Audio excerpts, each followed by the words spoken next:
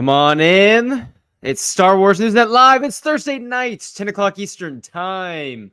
And I am fired up tonight. I don't really know why. I don't really know why. We're going to be talking about what's next for Star Wars, of course, after the Acolyte. But I really don't know why I'm so pumped up. I could nail a couple of things for it. One is going to be one of the book reveals that got announced a moment ago. And I'm not fired up for the reasons you guys probably think I would be fired up. So we'll get into that here in a minute. But Star Wars News Net Live, it's Thursday night, 10 o'clock. Like, it's that time of the week. I'm super excited. I was pretty tired, and like about 30 minutes ago, I just hit this like supercharge of energy, like ready to go. And this is really random, okay? But we're just getting started tonight. But this is really random. You guys have no prep for this whatsoever. Now, Jay, you're a little bit more used to this because sometimes I'll just randomly think of something to throw at you at the start. And in the comments, I really want people to give me their opinions here. And Luke, you're semi used to this due to the timeline show and me just throwing crap at you. If Star Wars were to launch a Star Wars soap opera on Disney Plus, like just a pure like classic soap opera. And some people could argue that Star Wars basically is one giant soap opera anyway. But if they were gonna go full soap opera mode, like who would like the two main characters that like who has to be in the show for it to have like the best potential like drama going on? Like that this honestly, I don't know where that thought came from. I think it was honestly just seeing Chimera and Osha standing in the sunset. I just thought like a soap opera, like all the drama going on. But who would be in this show? Who would star in this soap opera? Luke, what do you Yeah, got for me? surprised. Make I it mean, good. Tyler, you probably won't be surprised by this, but I would say some maybe lesser known characters to the general audience. But Kanan Jarrus and Hera Syndulla have this relationship between It's a those good two choice. characters they're in love, but they don't want to say they are. They have this kind of will they won't they vibe to them, and I think you could manipulate that relationship into something that is soap opera esque. Are they messy enough? Like, are Kanan and Hera messy enough for like a full-fledged like soap though? Because it seems like they're really not. They're really like there's a lot of yes, will they, won't they? But it's so respectful. It's so courteous. It's so honorable in a sense. Like, are they are they gonna get down and dirty enough to give us 36 seasons ongoing of this show, like General Hospital season 42 or whatever they're on at this point, I have a we second have choice enough. then, but Okay. I'll let you guys go. I have one if you guys don't bring it up that I could throw in there as well. Jay, come on. Oh, I mean, it's gotta be Han and Leia.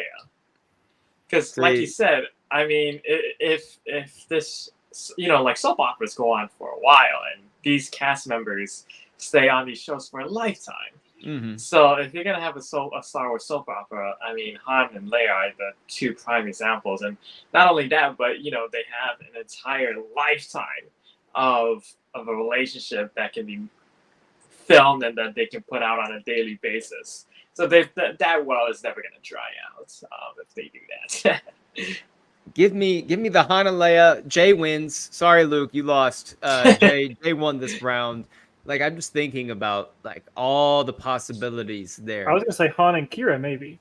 Oh, those two Kira's making an appearance. Oh, she's making an appearance in the show. Like, that's gonna be the bombshell. Is for like this is like a Star Wars what if, like the wedding's about to happen and Kira and Crimson Dawn land or something, and suddenly Han is just like pointing both ways. He's looking at Leia, he's looking at Kira. He's gonna have to make a decision. We lost you for a second there, Jay.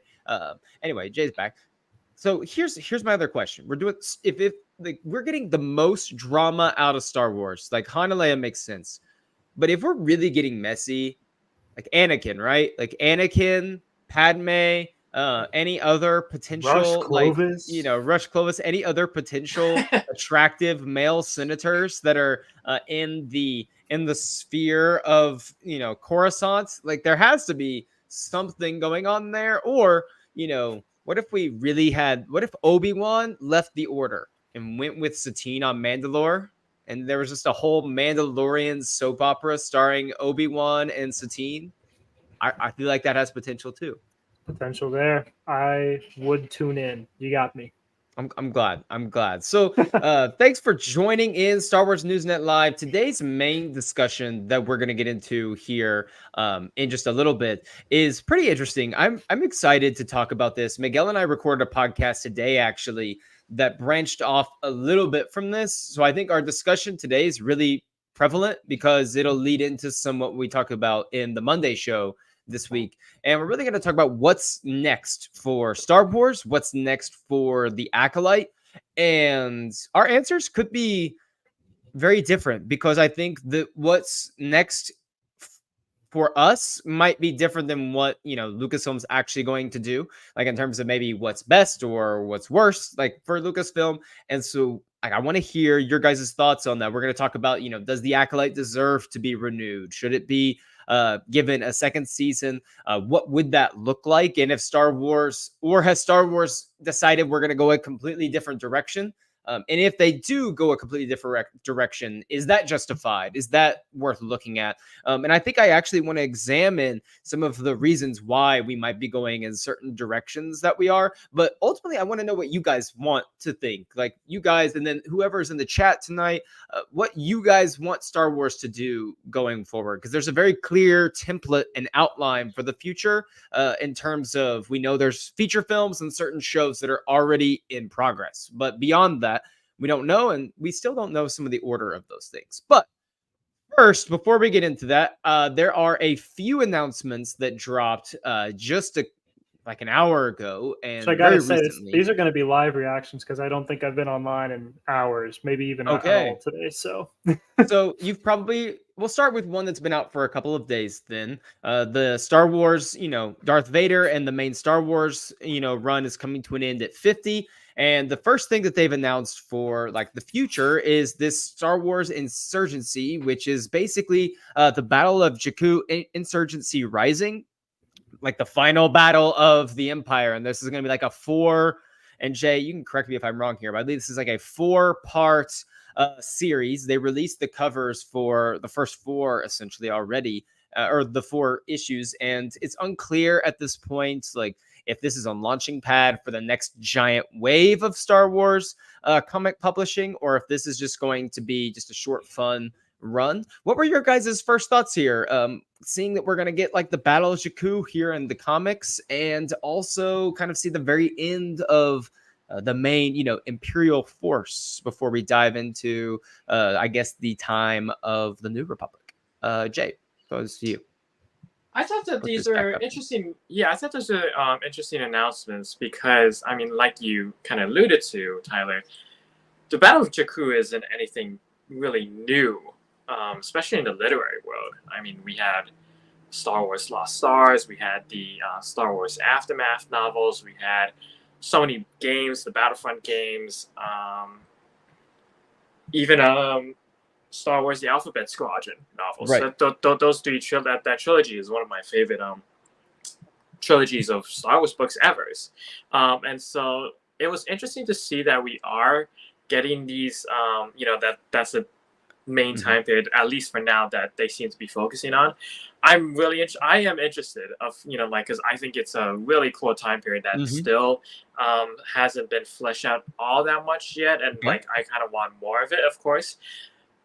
I think though that hopefully this is just a launch pad, because I'm hoping that from this we can delve into even further in the timeline, go past the Battle of Jakku.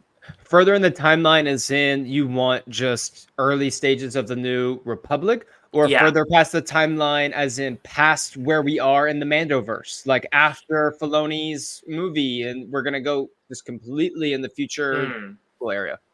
No, I think New Republic stuff, like the formation of the New Republic, I think that'd be really cool to see. But this is, like you said, a 4-issue miniseries. And I believe there are 3 other series that they announced as well that are all 4-issue miniseries. It's going to be compiled into one collection. Like it's going to be like a Battle of Jakku collection, which is great. But yeah, no, I'm hoping that this will just be a launch pad onto before we get into some more deeper in the timeline stuff. Okay, Luke, had you seen this already this week, or was this a live reaction from you on the comic as well?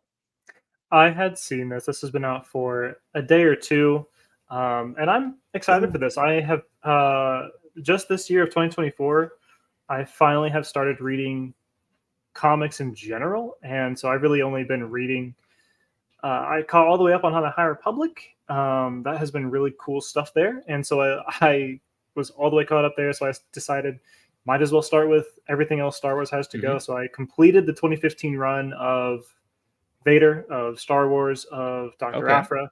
I've been really loving what I've been seeing from that side of Star Wars, and so I'm a couple footsteps into the 2020 runs of Star Wars, Dr. Aphra, Vader, and the other one that I'm forgetting. But they've been really good stories, and so I'm really excited to see these bright minds continue to kind of tackle the time period right after Return of the Jedi. And like we said, like you said, Jay, there's a lot of literary coverage of this time, but I think the comics offer a very unique perspective where you can get really granular. You can spend a couple issues diving into one couple set of hours in Star Wars, or even just a day or something. So I'm a really big fan of the comics because they can do something that not a lot of other projects or mediums can do. So I'm excited to see.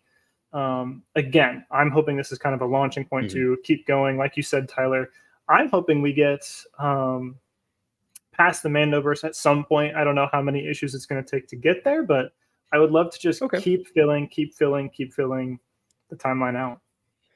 Just a reminder, everyone, like we're going to be talking about what's next for Star Wars. And I think some of these publishing things are important to know because Star Wars has some issues right now. This right here, I love the idea of doing this. Feels 10 years too late for me. Like, I'll be honest. To me, I am pretty comfortable with everything I know about Jakku. I'm not dying to know exactly how the Empire fell apart. Like, I've read, books about the kind of the end of the Empire at this point. I've seen things. Now, if you had plastered some of these comics out there in 2015 and the year leading up to The Force Awakens, where I don't know anything because the only information we really had about Jakku is what we got from like Lost Stars, like when we're reading Lost Stars from Claudia Gray, and there's a little bit in there.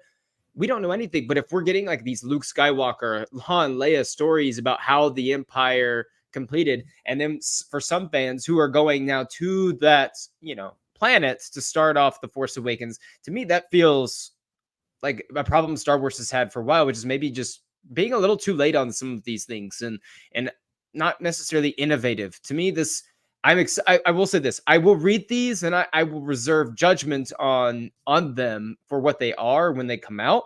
But right now, I have to say I'm just like, okay, like this is fine. I was hoping for something that maybe I hadn't already seen fleshed out in some sort of publishing narrative, like maybe fully fledged in the New Republic, something fully like in that universe that shows me what's going on, like post some other books. But we'll see. So like you're going for something that's like maybe 5 years before the sequels, or like inside the sequel trilogy. I would love to see something that is right now in the world of the Mandoverse that we are in. I would love, to me, I want this Dave Filoni movie to feel like a big cultural event for Star Wars because it's going to come out probably in December of 27, 50-year anniversary of Star Wars, or the next year in 28, right after the 50th anniversary of Star Wars. Dave Filoni's first feature film. All of these shows coming together to create this this massive crossover event. And to me, it'd be really interesting if we had, different books or a comic here or there that is tying together even more. So you're bringing so many, like fans are so immersed in this that this movie feels like something massive. And to me, I'm more interested in like the New Republic itself.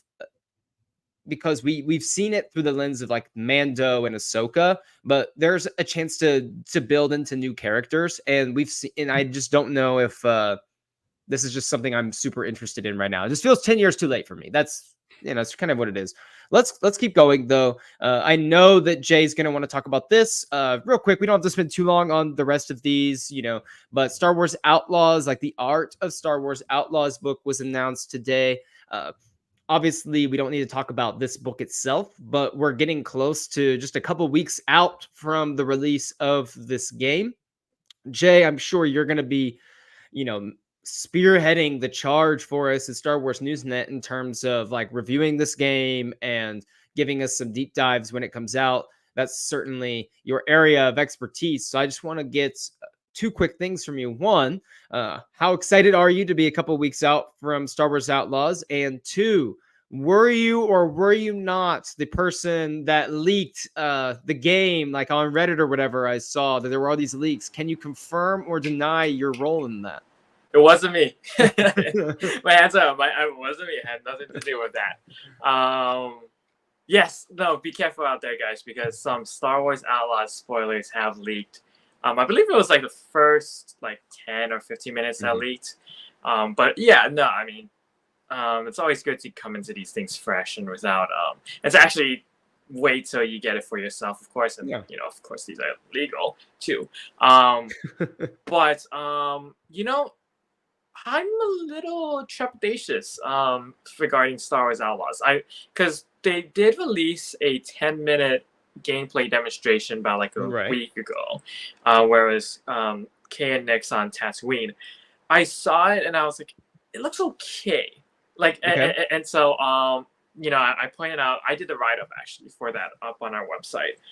So go ahead and check that out on our website for a full in-depth thoughts of my stuff. So I think there's some stuff that was a little bit janky and that looked a little bit like it could have been improved, and I'm hoping that they'll improve it. And hopefully that was an old build of the game that they were showing in their demonstration. So I'm still it looked a little it brought my expectations down a little bit lower, and I was hopefully they iron some of the stuff out before release. But I'll be definitely playing through it. I'll try and speed run it and get through it as quickly as possible. Scale of 1 to 10, one number. Where you at on your eagerness to get into it right now? What's funny? Okay, so I'm at I'm at a 6, and the only reason it's low, kind of low, is because there are so many other games coming out at that time that I need to also cover. I don't know anything about games and really in the gaming world. So in my eyes, I'm Star Wars Outlaws comes out August 10th. That's great. It's the only game coming out for the rest of the year other than Madden 26 and or 27 or whatever, and then NBA 2K 26. Those are the other games coming out. So no, I'm just I don't really play games. Luke, scale of 1 to 10, where you at for Star Wars Outlaws? You excited?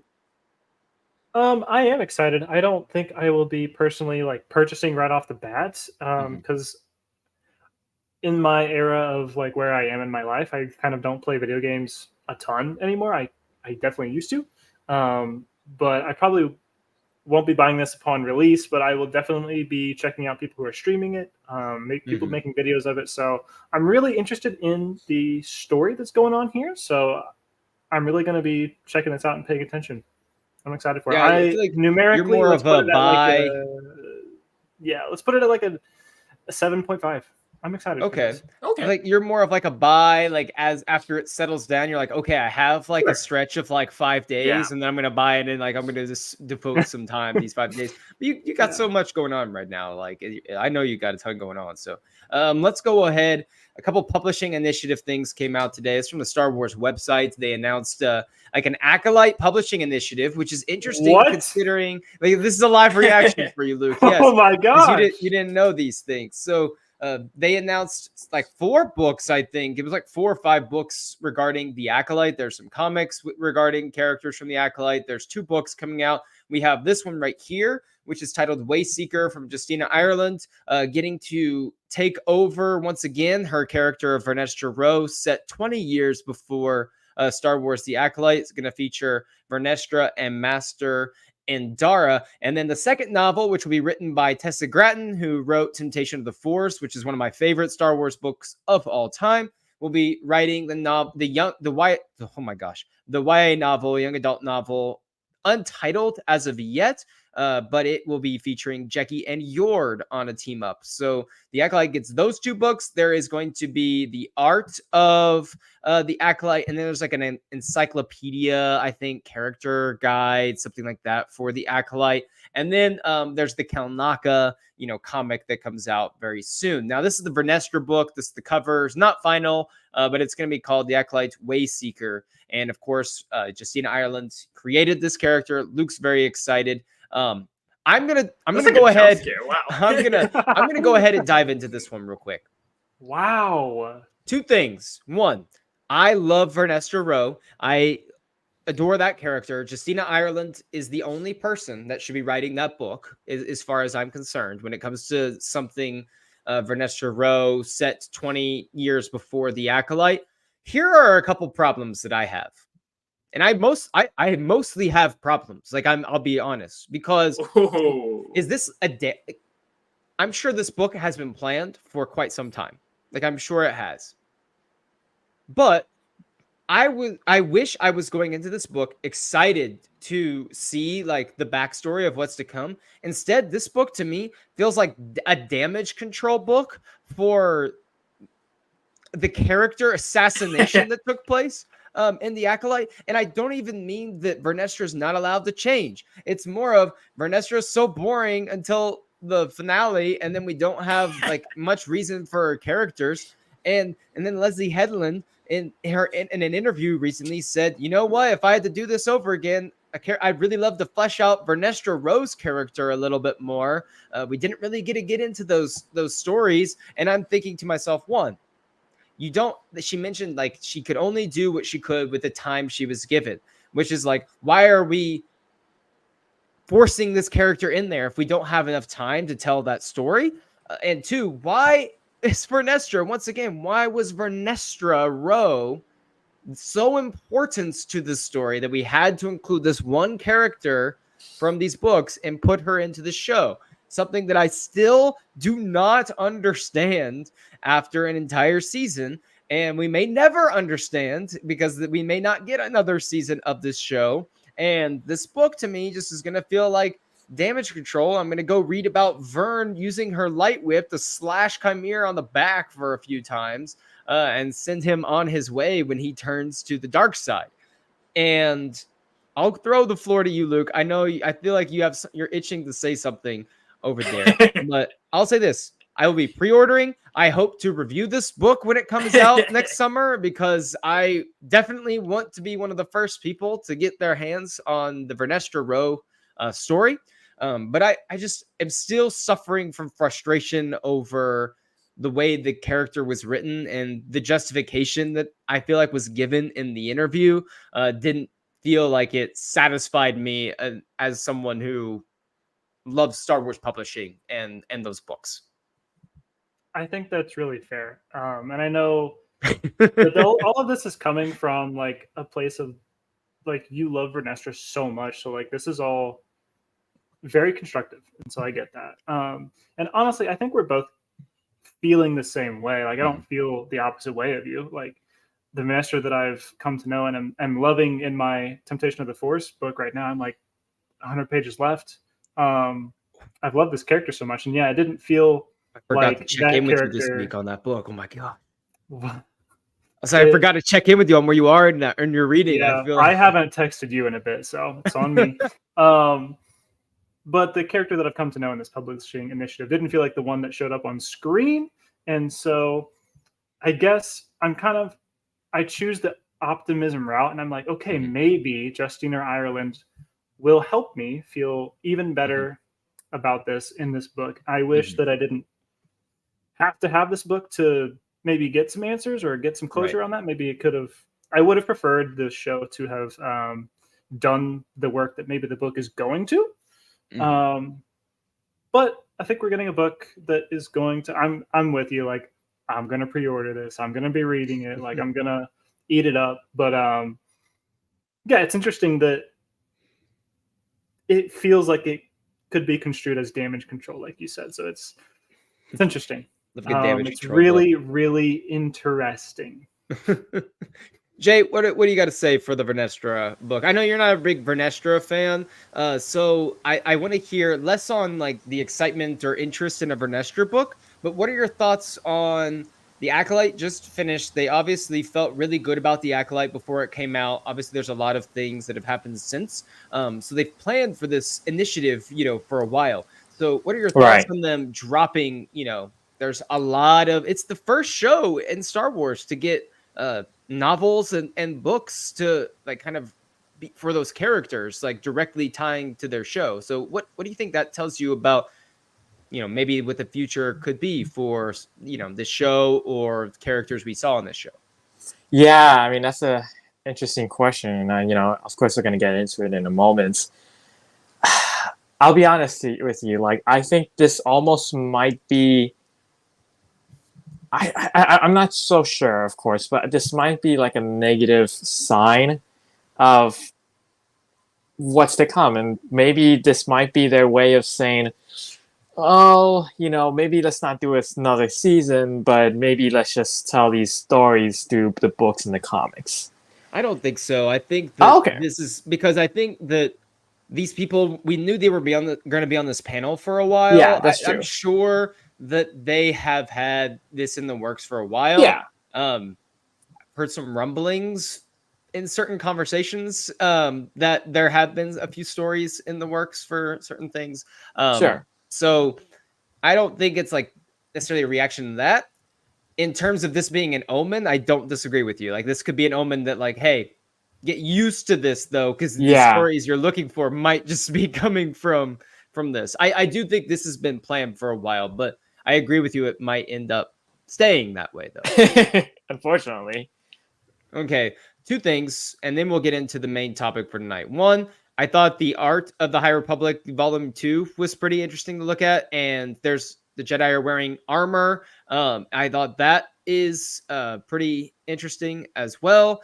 And the main thing I want to talk about here, so the High Republic has one more little run for Phase 3. Kevin Scott is going to be fielding this one. You see Kelnaka on the cover, Master Orbelin. You have Master Skier, Tay Sarek, Keith Trinis, and Lorna D. So, wow. Let me leave this up here. This cover ticked me off. I'll be honest. I'm upset right now because if you've been following the Marvel run, there's one issue left in this run, and every single main character pretty much is sitting there on the cover for the next run. So I know everyone's gonna pretty make it out okay and still on the same side, and it's just a little frustrating because the way the last one ended, if you're following this, like most comic runs do, the penultimate issue leaves you with some cliffhangers and some interesting story components. And I'm sitting here going, ooh, I wonder what's going to happen. And now I'm like, all right, well, I'm just going to go watch everyone make it out okay, safe and sound, joining forces together for the future. So I was a little bit upset about that. Like, he's the one that's like, oh my gosh, like Skier might really come to an end in this episode or issue 10 of thought he was coming out on August 7th.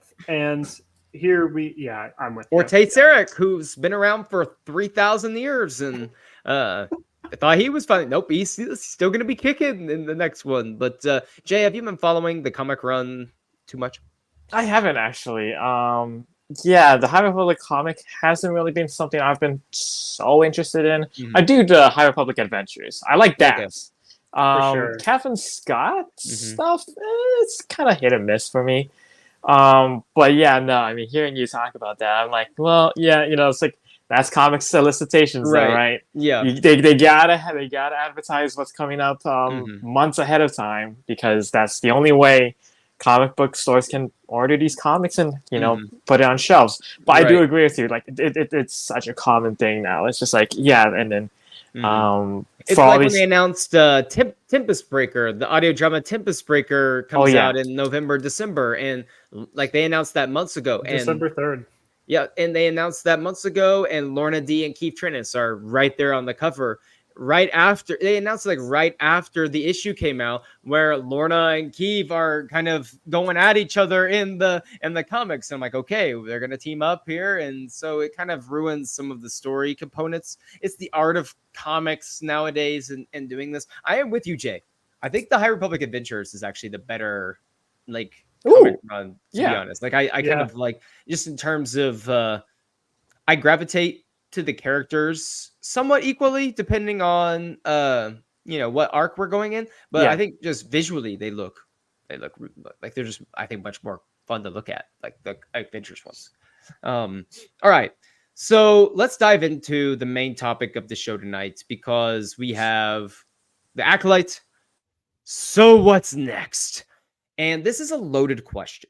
And I'm not sure, even though there's immense brain power here this evening on the chat, or in this stream, I am not sure that we are going to come to a consensus answer on how to, quote unquote, plot the future of Star Wars. So let's start off with this question first. And this will serve as the launch pad for the rest of this discussion. I want to know, give me a mix of your opinion on this, and like what you or like in terms of your fandom maybe, and what you think is justified. Does the Acolyte deserve a season 2? Should they renew the Acolyte? And Miguel and I talked about this a little bit earlier today, and he's not sure right now. So Jay, what do you think? Does the Acolyte deserve a season 2? Like, and do you want to see it the season 2? Yeah, no, I see what you're saying. Fan in me, if we're speaking as like biased as the Star Wars fans that we are, I think we'd all probably say that, like we want a second season. We want to explore these characters. We want to see more of Plagueis. I mean, like we just got a tease for Darth Plagueis, one of the best Star Wars characters in existence. And one of the best unexplored Star Wars characters in existence. Right. I mean, so there's a lot of potential there. But I think if we're talking objectively and critically, like me as like as a critic, I'm gonna have to say I don't think so. I think that the Acolyte might be at an end, and we might not get a second season. Again, like that's in direct contrast and direct conflict with me, what I want as a fan.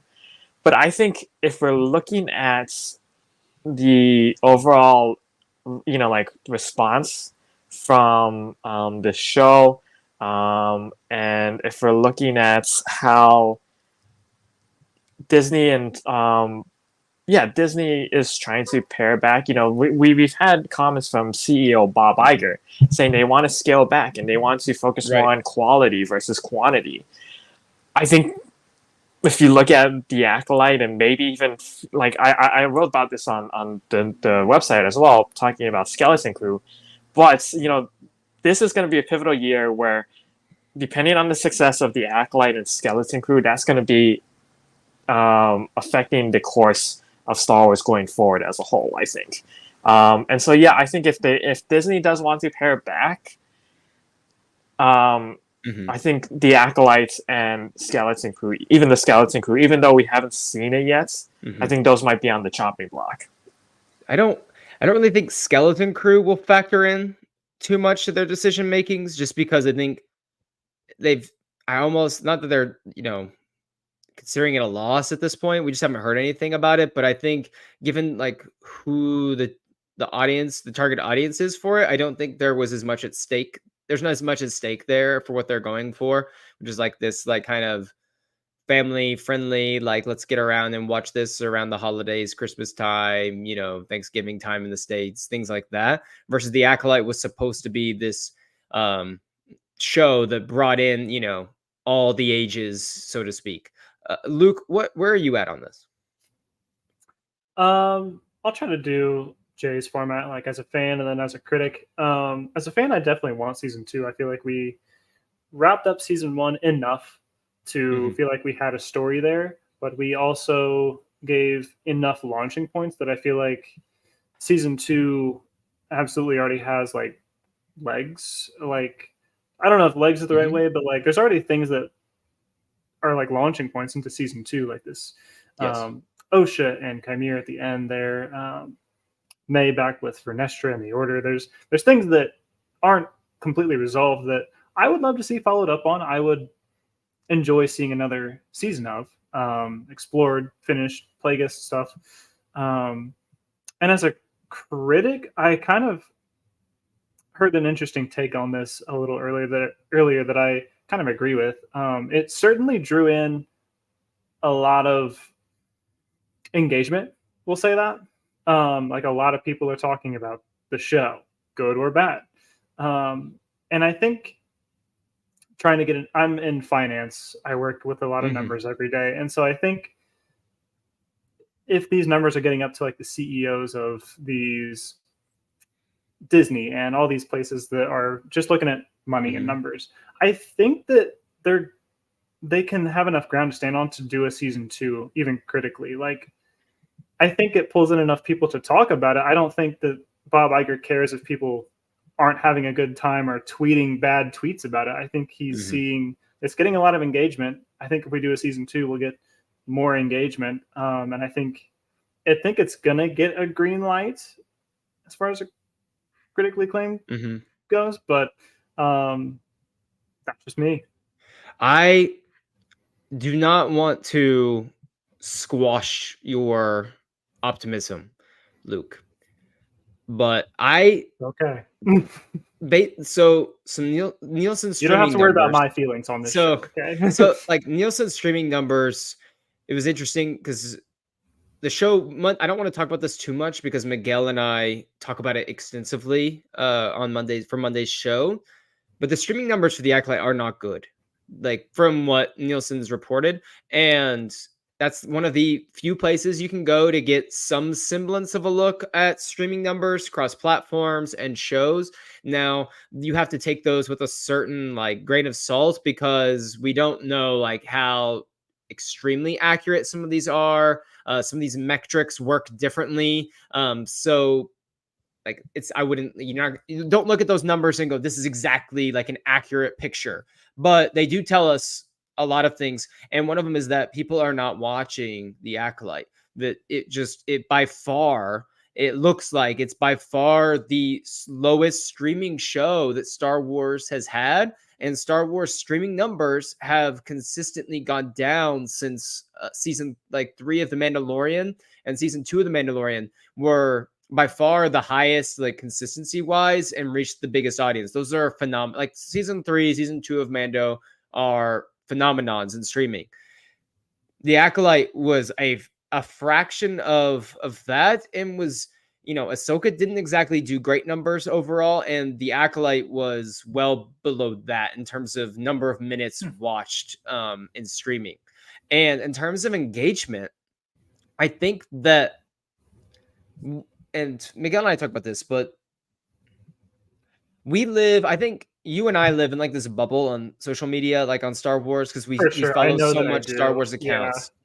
But like and obviously no two feeds are the same. But even with the following so many Star Wars accounts like I do, and my feeds sending me Star Wars stuff, I feel like the Acolyte came and went on my timeline. They came and went. There's still people talking about it, but for shows like it feels like there's other shows out there that the commentary is just way different, and the commentary around them is not the commentary we see for the Acolyte, which is this show is a desecration to Star Wars, or people saying, no, like you're a loser for thinking that, you're a jerk for thinking that, like the Star Wars is this. And these two sides are so entrenched in their viewpoints that in a lot of ways, reason has gone to hell about this show. And because I see both arguments, and it's just frustrating that we can't have a rational discussion about the Acolyte or Star Wars online. But I don't think the engagement is that high. And I don't think that we're going to get a season 2 for that reason. I think there's a lot of story left to be told. The story has not reached its full potential yet by far. I think a lot of us agree that the finale gave us the closest version of that. Here's where I'll offer a different outlook, though. Part of me, this is the rebel inside of me, the young Vernestra Rowe type character inside of me, would want there to be a season 2 of The Acolyte just for the sect of the fandom that is going to hate on Star Wars no matter what Star Wars they do, whether it be like actual Star Wars they want or Star Wars they don't want, whether it be a Luke Skywalker story to the Age of the Rebellion to the prequel era to whatever. They are going to find something that they hate and some ridiculous thing to gripe about. And I would honestly just love Disney to renew The Acolyte just out of spite. Like, we are not going to cower down to fans that are only trying to make this experience like miserable for the rest of us. Like, I almost wish that they would do that just from that standpoint. I just wonder I don't know how big of a swath of fans that is that you would be, cutting at the knees. But I honestly would be perfectly fine with just them sticking like a FU middle finger to some of those fans. Like, you know what? We're going to do The Acolyte season 2 even harder now. Like, it's even going to be even bigger Michael than Scott. you thought. Yeah, it's like Michael Scott. And part of me like would love to see that. But I also will acknowledge that this show has a lot of problems, and Star Wars so far has been unwilling in its TV shows, seemingly, to be able to learn how to adapt and alter their TV product to feel like different. And this is where I want to go transition the conversation to next, which is I wonder these shows, Ahsoka, The Acolyte, even Obi-Wan Kenobi, Book of Boba Fett, these shows don't feel like big and monumental. They feel like they come and they go, and they don't have a lasting like impact that makes you feel like I need to see this. Like, people are talking about this. There's not conversation like, when are you watching this show? Like, when are you gonna check it out? So my question now is, does Star Wars need to just completely detach itself from live action shows once Andor is done, and the only thing we have is Ahsoka season 2, and we are just going to take a break for 2, 3, 4 years and just completely detach ourselves from this and focus on our feature films? And is that right? Is that wrong? Like, what should that next step be? And the floor is open. Whoever wants to, bite their teeth into that one. I can go.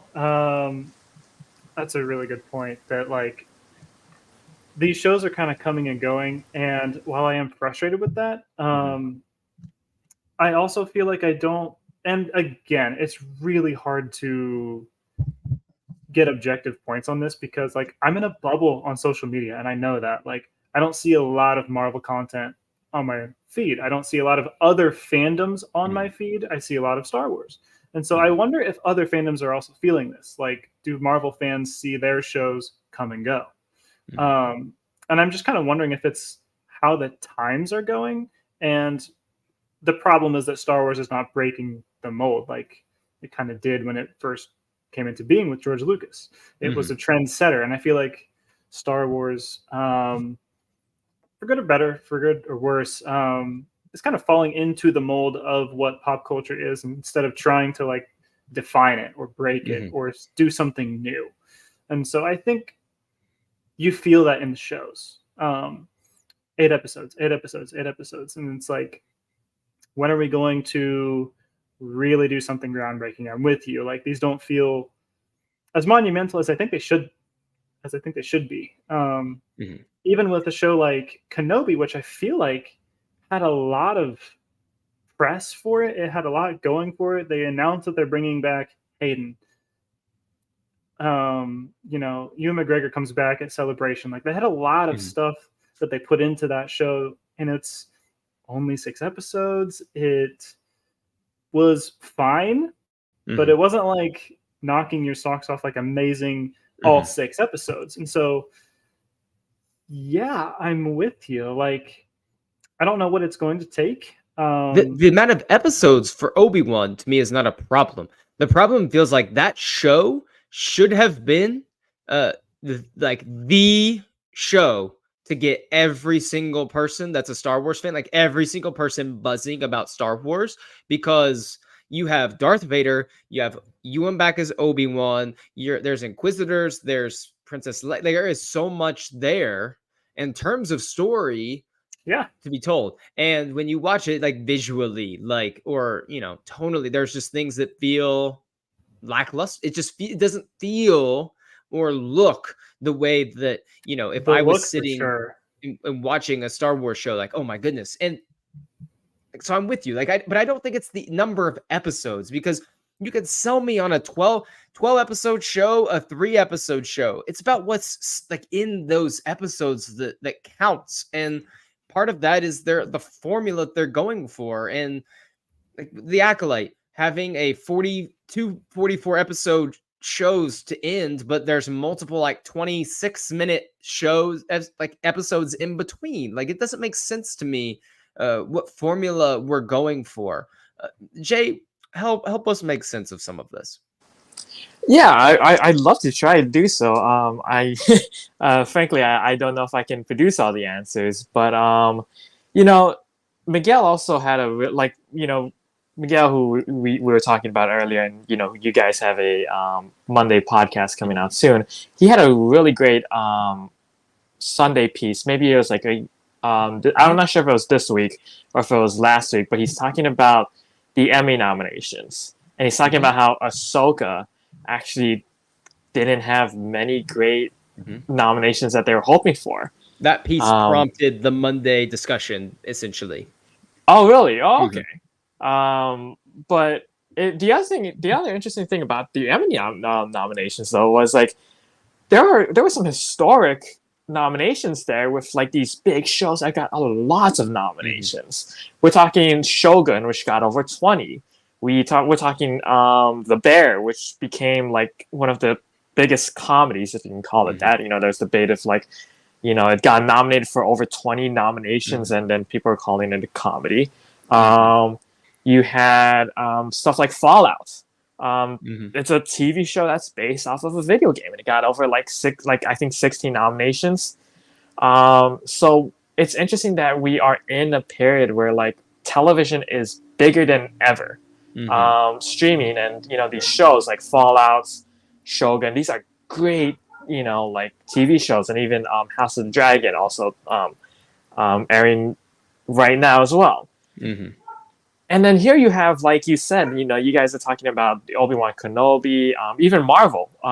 Like a lot of these shows from Disney are coming in last. They're not like, they may not be like dead last, but they certainly aren't getting like the traction that Disney is hoping for. Is the answer movies? I don't think so, because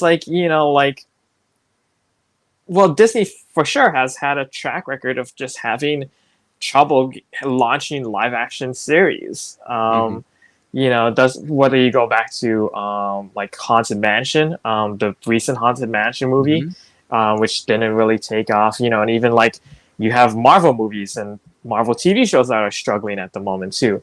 So we'll see. We got Deadpool, Wolverine. I'm curious to see what the numbers are. You're all right, but people are not, and you look at those streaming numbers, people are not watching Disney Plus originals that much. Like it's not something that's grabbing audiences.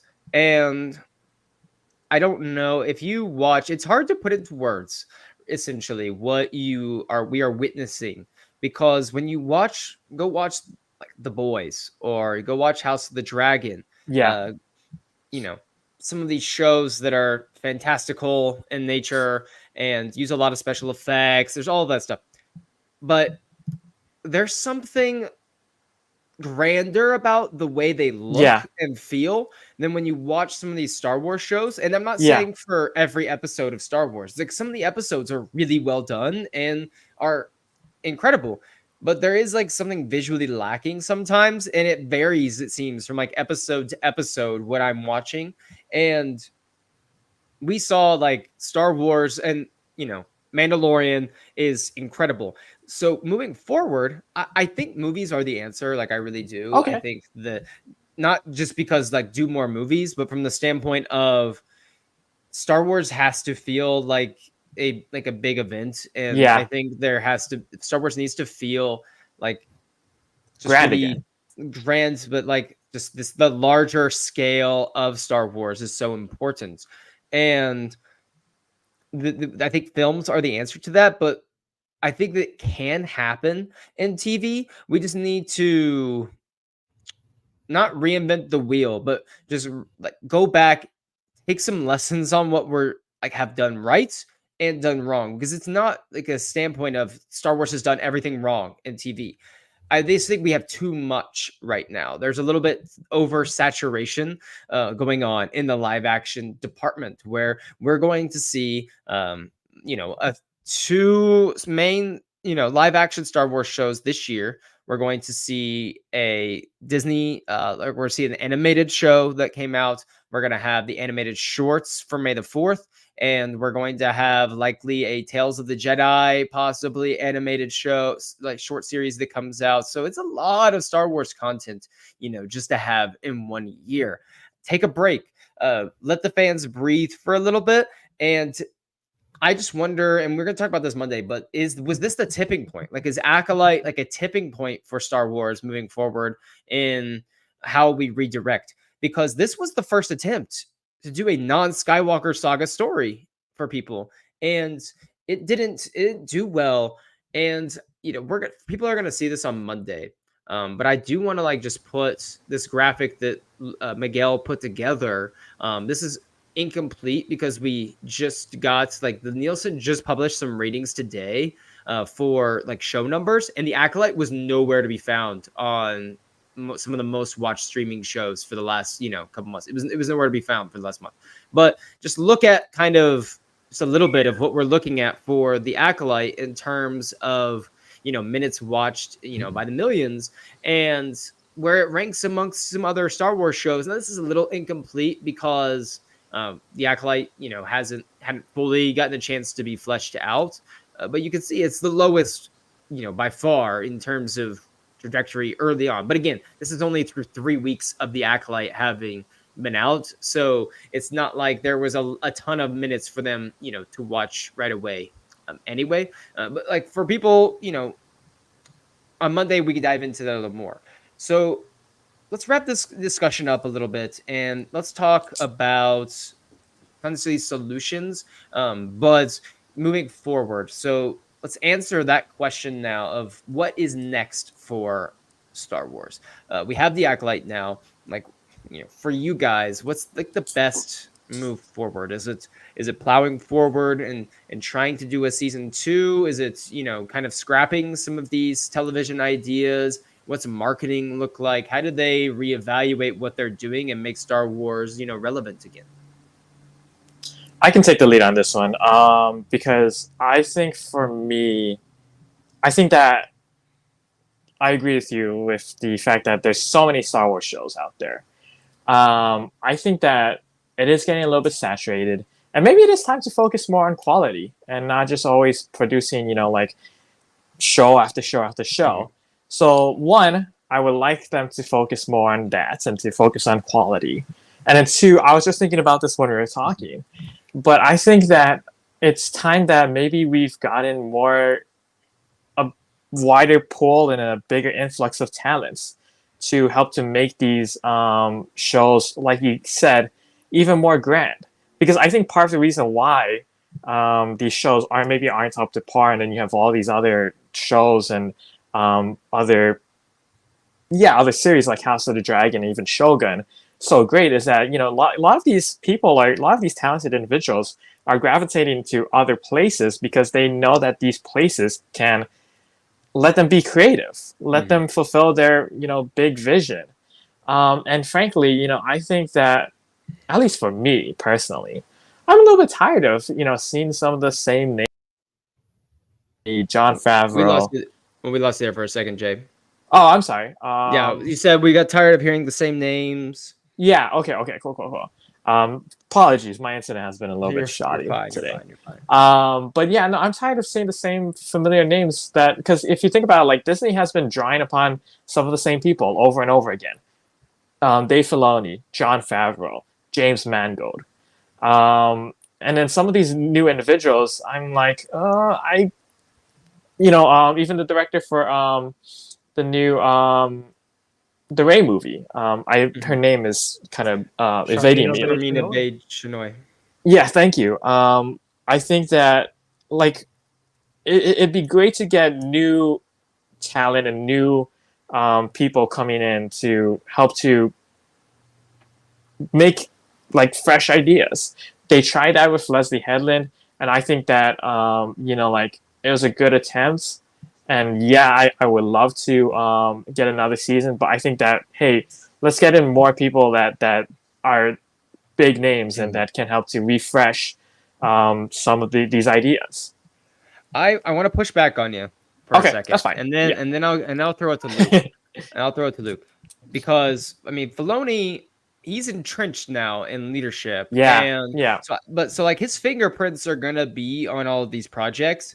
But I don't think he's sitting there in the writer's room saying, like, here are the things that we have to do outside of his own movie and Ahsoka, of course. But I'm perfectly fine with Filoni's fingerprints being on this because I think we need that.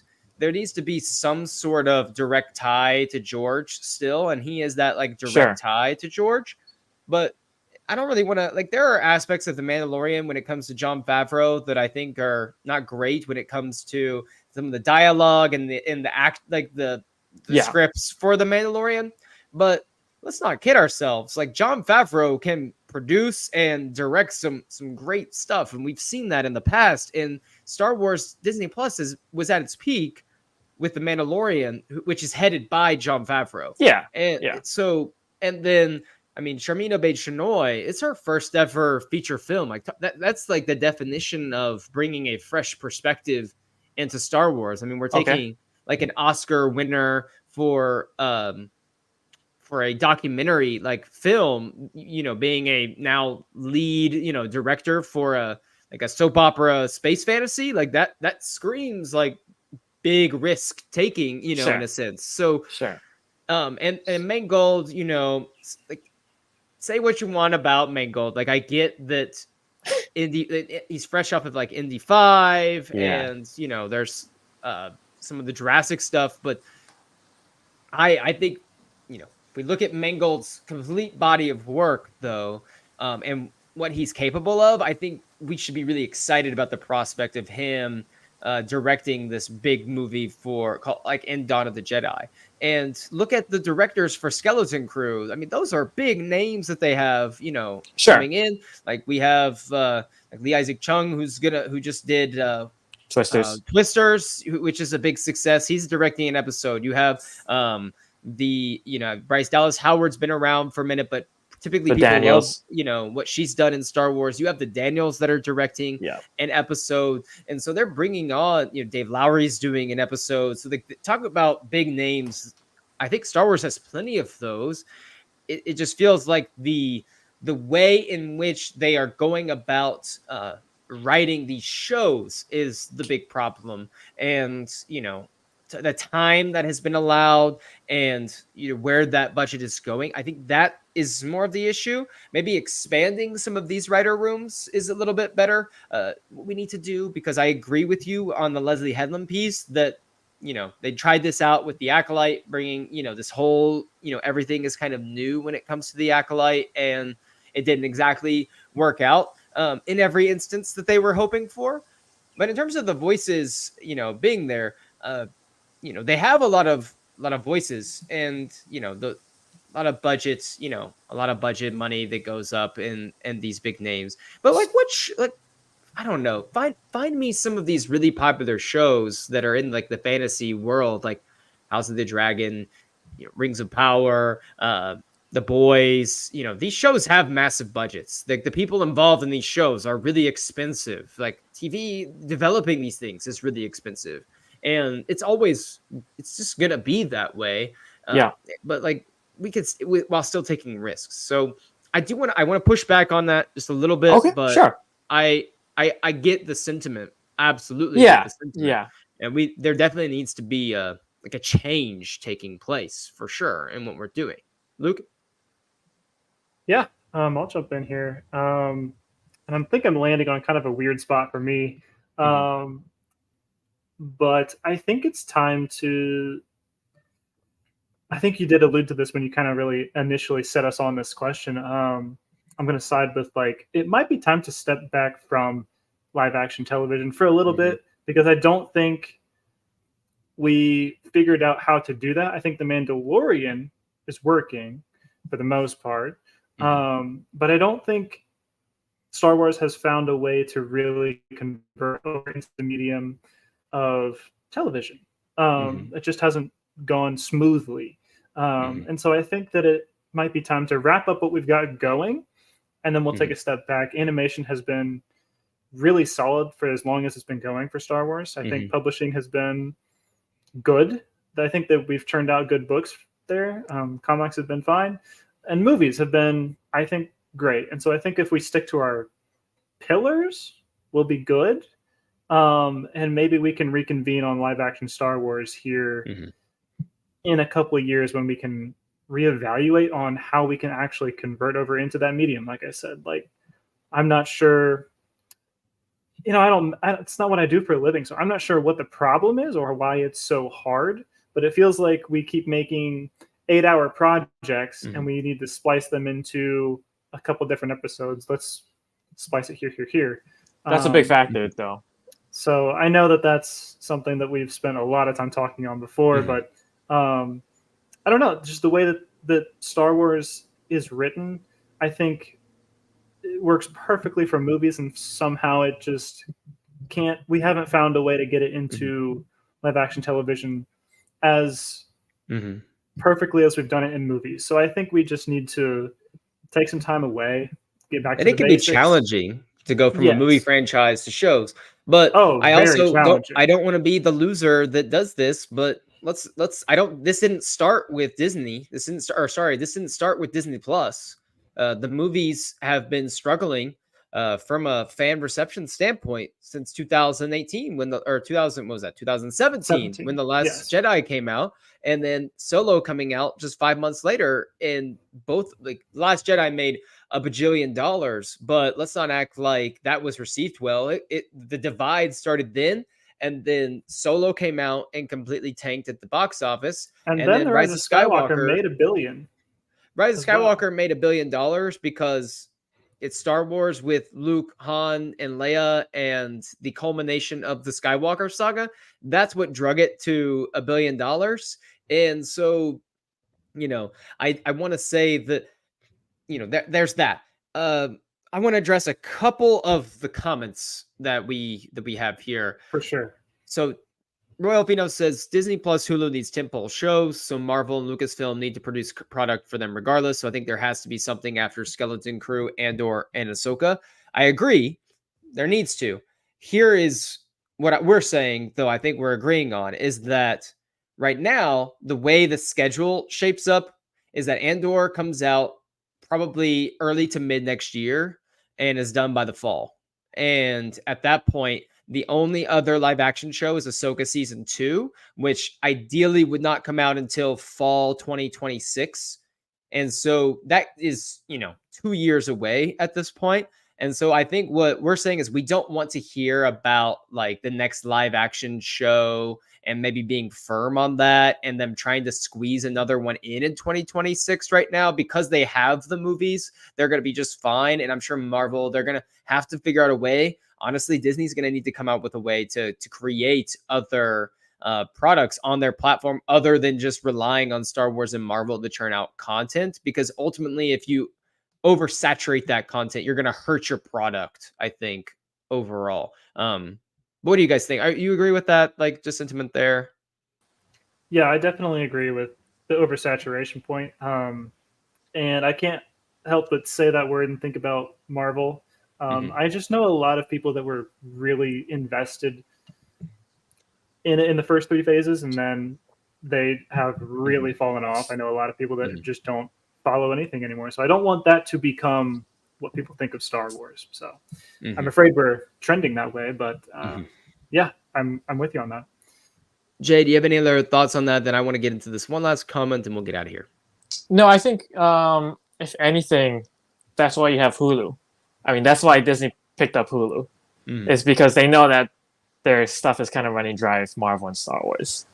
And so that's why you have things like Shogun and the Bear. So it's funny, like Disney's like, oh, many people watch this. Oh, they're maybe a little burnt down of this. So they put out a show like Willow. People don't watch it at first, so they just delete it off the platform and not give people a chance to watch it or follow up. It just makes no sense. Ridiculous. And then so Lobo, Sam Haynes says, I think the Acolyte would have benefited from having a movie first, then spinning a series off of it. I can see that. Yeah, Lobo also mentioned before saying maybe they should make movies for Disney Plus instead of episodic content when it comes to live action, and that Star Wars has been struggling since the prequels. So a couple things off of that. I think he makes some good points.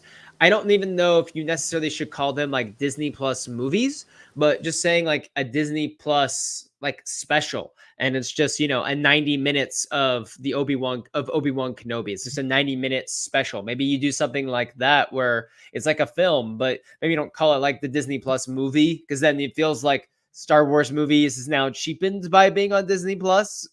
But if you want to do something like that, and maybe you let people, you know, explore, you know, that aspect, or you just do a part 1 and part 2. Not that Rebel Moon has been a very big success for Netflix. Like, I don't know the numbers off of that, and I haven't watched Rebel Moon or anything, but you know, they had one big movie basically that they just chopped in half, and they're doing 2 movies, Rebel Part 1, Part 2. Maybe you make Obi-Wan Kenobi Part 1 and it's like 90 minutes, and then you get 90 minutes of Part 2. I don't know. I think that there could be some benefit from having this. And Jay, I think you've mentioned this in the past, which is like dropping everything all at once instead of episodic content. And maybe this is like a happy medium where Disney doesn't have to say we're getting rid of our episodic content. We're just not going to call it a show. We're just going to kind of drop it as a sequence and call it like a special. Yeah, no, I was thinking that too. Like when even before you mentioned it about like splitting it up into like part 1 and part 2. I'm kind of tired of like, you know, like these companies and these streaming services feel like they got to fit everything into like this tight, neat little like 45-hour long package.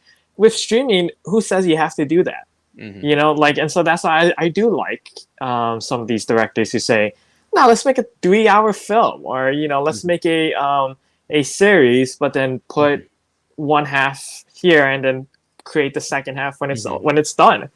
So, like, yeah, there's definitely room to explore, and I think, you know, Disney has to stop pigeonholing themselves into that kind of formula.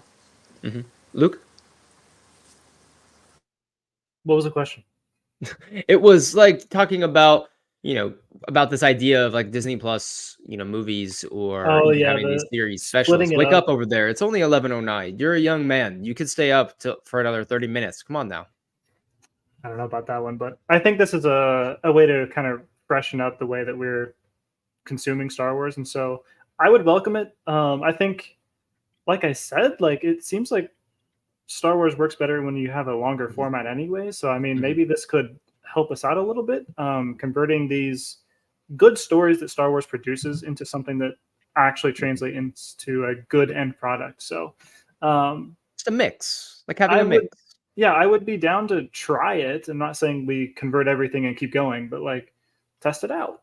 Let's see how Kenobi Part 1 and Part 2 would have done.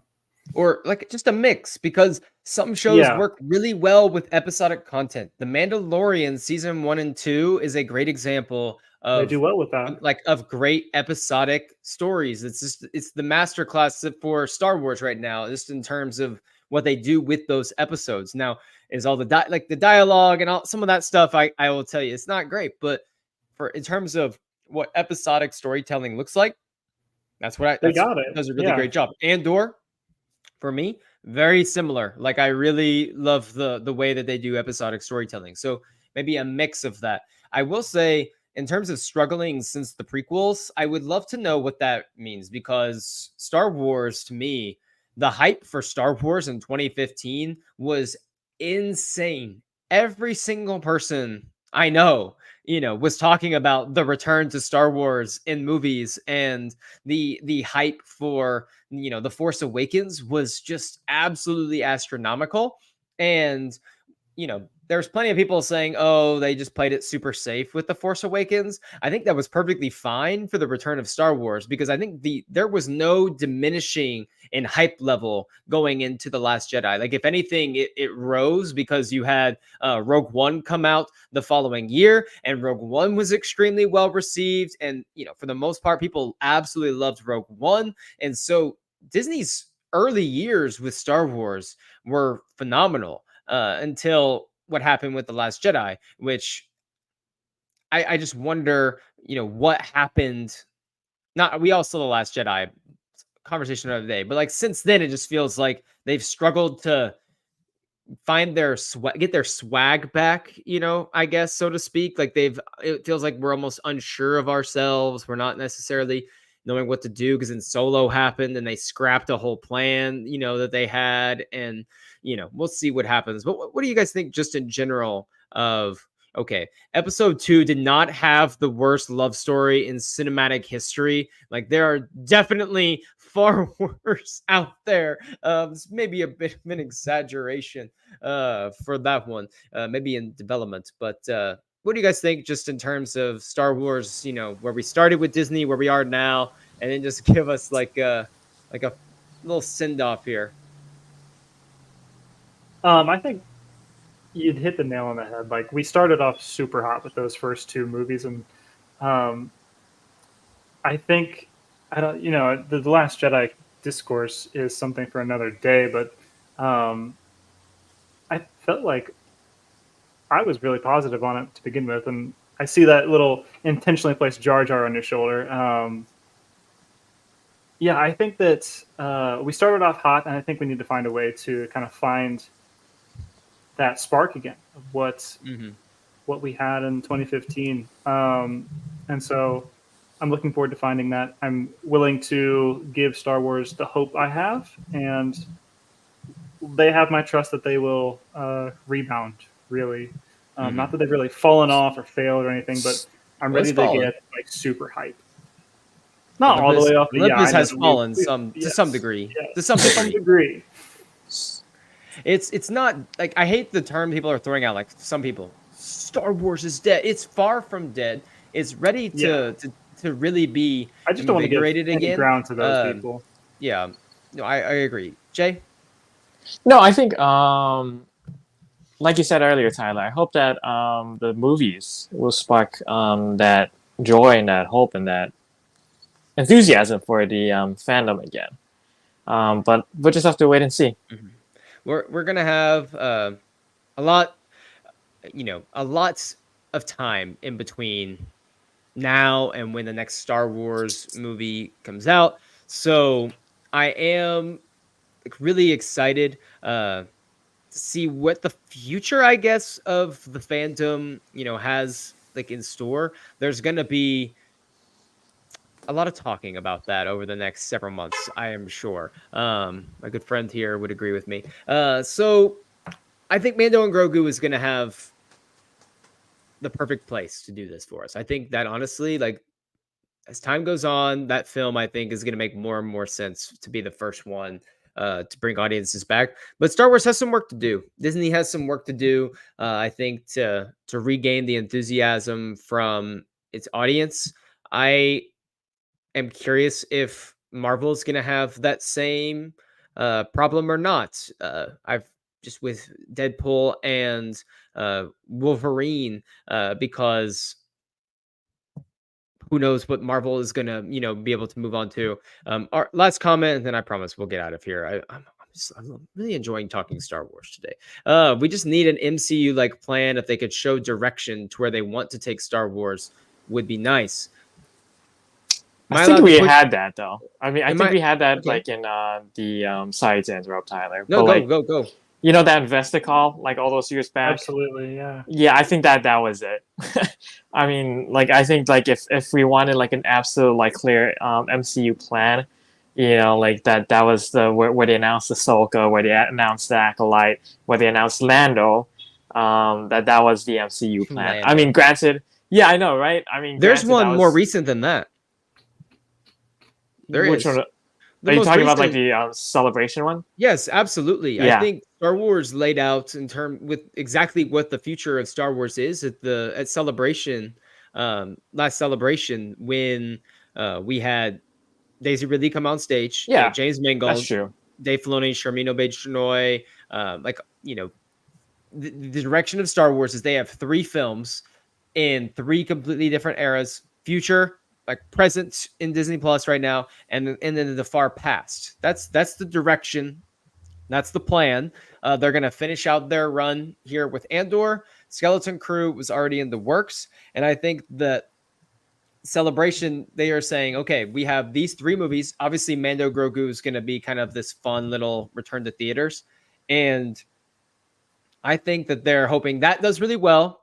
Mando Grogu to get people excited. We'll see about the Rey movie. They need that to be a success, but I think that they have been clear in what the direction is, and we just have to be a little patient to see that vision play out, because they already had, before the restructuring started, they already had all these projects going and budgets in place and money spent, so they needed to see those through.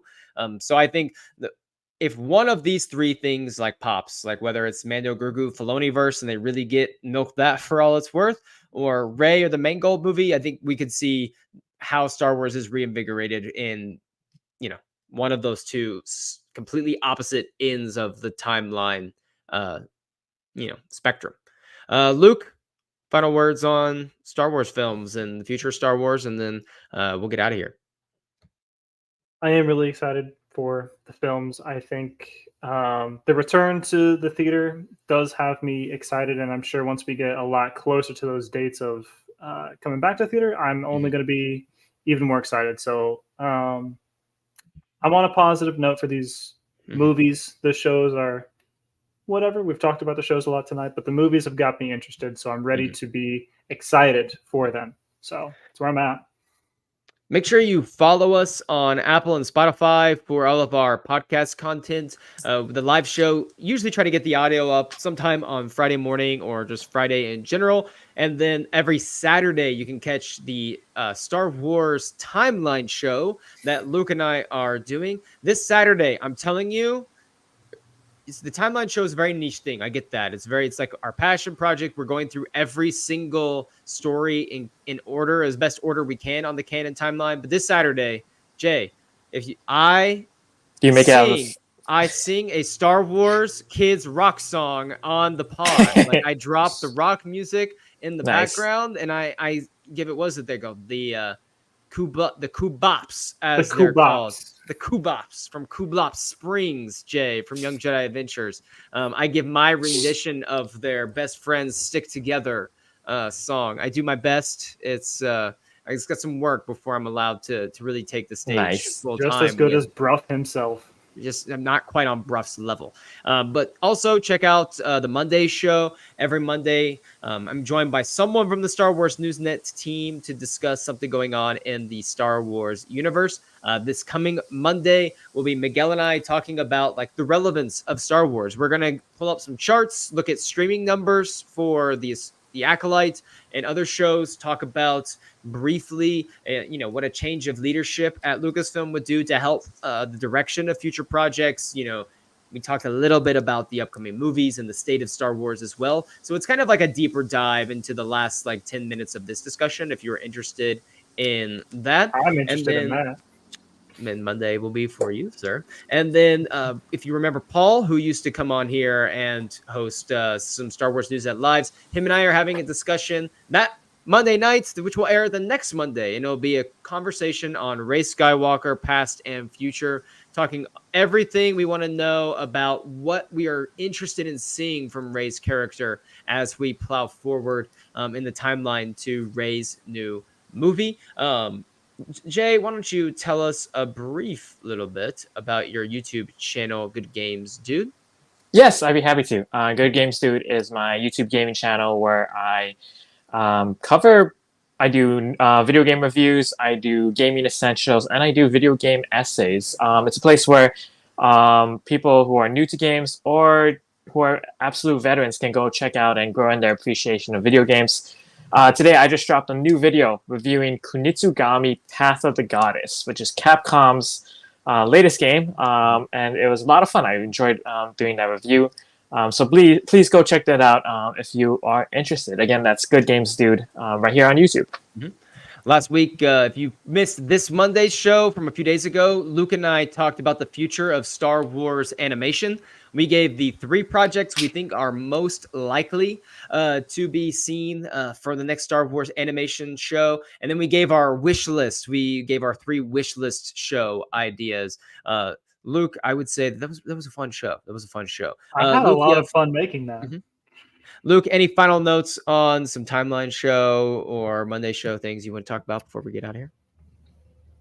For sure. The timeline show is a fun time for you to watch. We're camped out in Young Jedi Adventures right now and making our way through the High Republic. I'm a huge High Republic fan, so I'm having a good time. I think if Tyler and I are having a good time on screen, I think you're going to have a good time there too. Even if you have no idea what we're talking about, you're going to have a good time with us. So what I love most about the timeline show is it's just the carefree discussion on Star Wars, where we had an episode a while back, Jay, where Yoda is sending the Jedi on this like random adventure, and then they come back, and we had a 2-minute side tangent on why how bad of hygiene do you think Yoda has throughout Star Wars, which is why like no one really wants to sit next to him in the council chambers. I don't even remember how that started, but Yoda stinks, Jay, like in like a literal fashion. We decided just purely based off of a 2-minute segment in Young Jedi Adventures. Check out Star Wars Newsnet for all of your Star Wars news and updates. We do deep dives into every aspect of Star Wars. We never miss a comic book review. We never miss a book review. Jay's got us on the video game side of things, even the theme parks and updated toys, everything. And of course, your Star Wars movies and show news. Check out Miguel's Galaxy Far, Far Away piece on Sunday, and the character spotlight piece from Josh will be up tomorrow. I'm not sure what character he's spotlighting. I did not have time to make a corresponding video this week. Just like last week, I got food poisoning, as you guys know. My car died right afterwards, so it's been like a crazy last few days. But thanks for joining, everyone. We will see you next Thursday night at 10 o'clock Eastern time. No idea what we're going to talk about yet, but it's going to be a good time as always. Jay, Luke, thanks for joining. Everyone in the chat, may the force be with all of you. Remember, we are all the Republic. For light and life, everybody.